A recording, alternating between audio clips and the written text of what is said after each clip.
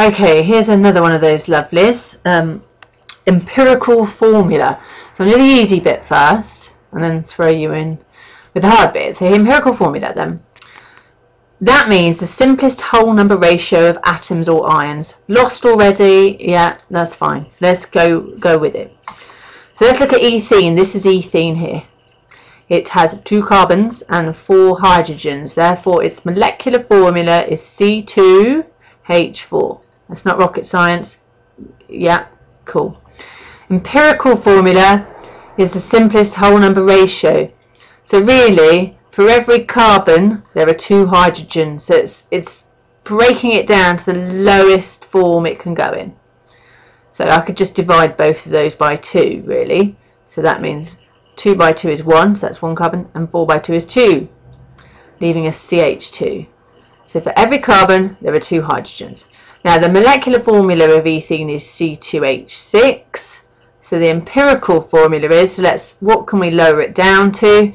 So that they both go into 2. So let's say we've got C, then 2 divided by 2 is 1, and then H6 divided by 2 is 3. So that's the empirical formula. Here's another one down here.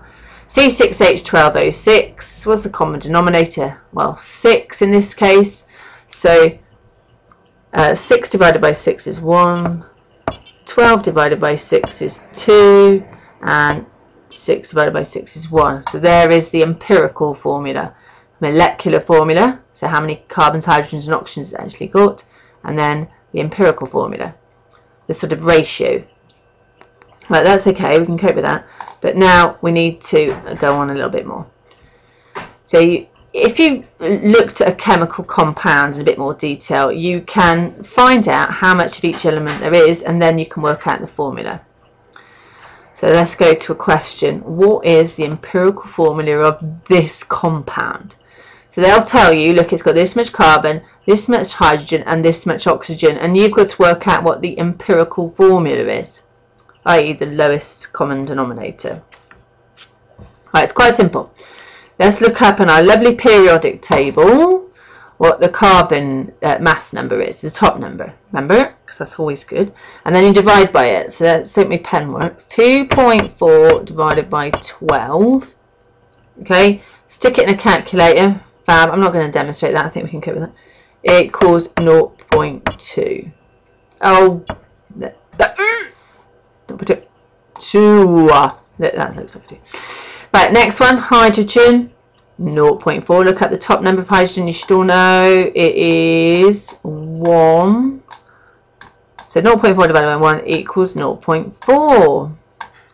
And then with oxygen, it's 3.2. Top number, look it up, is 16.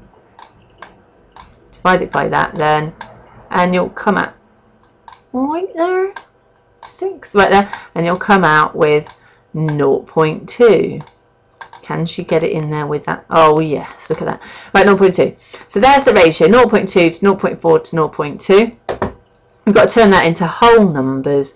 So what you do is you take the lowest number and divide by all of these by it. So 0.2 divided by 0.2 is 1. 0.4 divided by 0.2 is 2. And 0.2 divided by 0.2 is 1. So that means there's 1 carbon to 2 hydrogens to 1 oxygen, which is CH2O. There you go. Lovely. It's fabulous, isn't it? Easy as that. Have a go.